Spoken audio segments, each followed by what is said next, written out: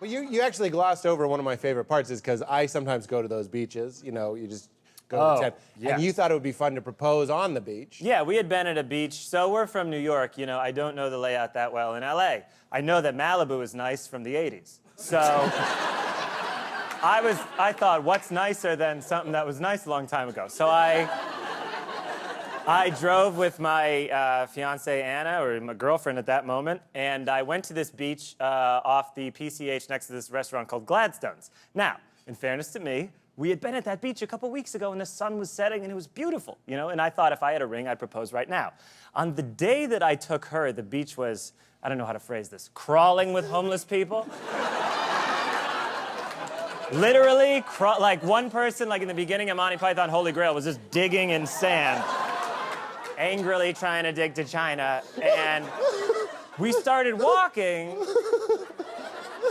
and you know, and part of me was like, is this funny if I propose here? We're walking, there's a guy, and we get to a point where I'm like, I think in the next 10 yards we might have some clear space. We might have a window. A window, yeah. Between maniacs. And then a shirtless man walks to the edge of the ocean and goes, "Rah!" And Anna said, there are a lot of other beaches in Malibu. And I said, that's right.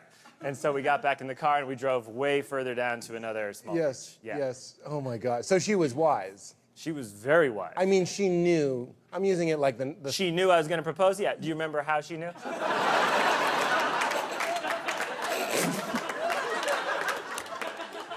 No, she knew what was up because I was like, you know, we got...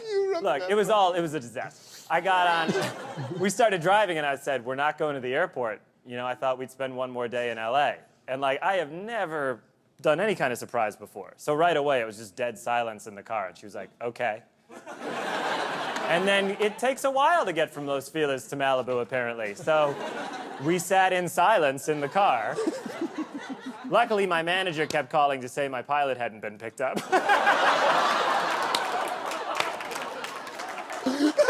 No, it was worth it. It was really funny. It was so tense. And then when I proposed, it was really worth it. So all of it was great.